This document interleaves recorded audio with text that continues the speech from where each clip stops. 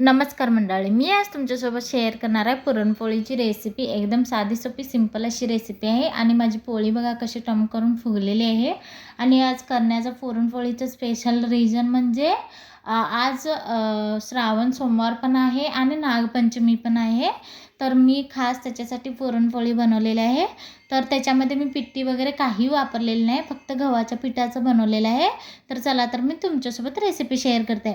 त्यासाठी मी एका भांड्यामध्ये गव्हाचं पीठ आधी चाळून घेतलेलं आहे आणि त्याच्यामध्ये मी थोडंसं मीठ घालून घेतलेलं आहे आणि 2 चमचे मी तेल घालून घेतलेलं आहे। आणि मला जसं थोडं थोडं पाणी लागेल तसं मी आता हाताने जे पीठ आहे ते व्यवस्थित मळून घेणार आहे। आणि लय पातळ पण मळून घेणार नाही आणि लय घट्ट पण मळून घेणार नाही, एकदम मीडियम असं पीठ मळून घेणार आहे।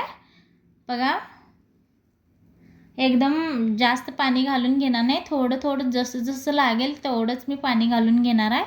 आणि मस्तपैकी असं पीठ मळून घेतलेलं आहे बघा। आणि पीठ मळून झाल्यावर मी अजून थोडंसं तेल घालून घेतलेलं आहे 1 चमचाभर आणि ते पीठ मळून घेतलेलं ते सगळं अनेकदा फिरवून घेतलेलं आहे पिठामध्ये, तेल जे आहे ते। आणि इथं मी डाळ 1 वाटी हरभरा डाळ घेतलेलं आणि त्याला कुकरमध्ये शिजवण्यासाठी ठेवलेलं। त्याचे मी 3-4 शिट्ट्या काढून घेतलेल्या आहेत आणि नंतर त्याच्यातलं पाणी वेगळं करून घेतलेलं आहे आणि डाळ वेगळं करून घेतलेलं आहे। आणि जेवढं डाळ घेतलेलं आहे मी तेवढंच गूळ पावडर घेतलेलं आहे आणि ते दोन्ही मिक्स करून मी आता ते पुरणसाठी शिजवून घेणार आहे डाळ। आता डाळ आणि गूळ एकत्र करून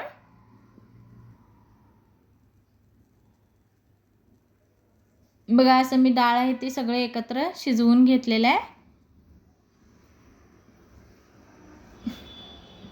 आणि आता मी ह्याचं पुरण बनवून घेणार आहे। मी जाळीदार भांडा घेतलेला आहे आणि त्याच्यामध्ये मी पुरण असं वाटीने प्रेस करून त्याचं पुरण बनवून घेतलेलं आहे। बघू शकता बघा, इथं पावडर पण झालेलं आहे आणि मस्तपैकी माझं पुरण तयार झालेलं आहे। आणि वरून मी थोडंसं इलायची पावडर घालून घेतलेलं आहे आणि हाताने आणि मळून घेतलेलं आहे। ते पुरण सगळं एकत्र करून घेतलेलं आहे। त्यानंतर इथं मी आता पुरणपोळी बनवण्यासाठी घेणार आहे आणि इथं चपातीचं माझं पोळीसाठी कणिक पण भिजलेलं आहे। आणि इथं कणकेचा 1 गोळा आणि पुरणचा 1 गोळा घेऊन मी असं हातामध्ये त्याचा गोळा बनवून घेतलेला आहे आणि एकत्र भरून घेतलेला आहे पुरणाचा गोळा।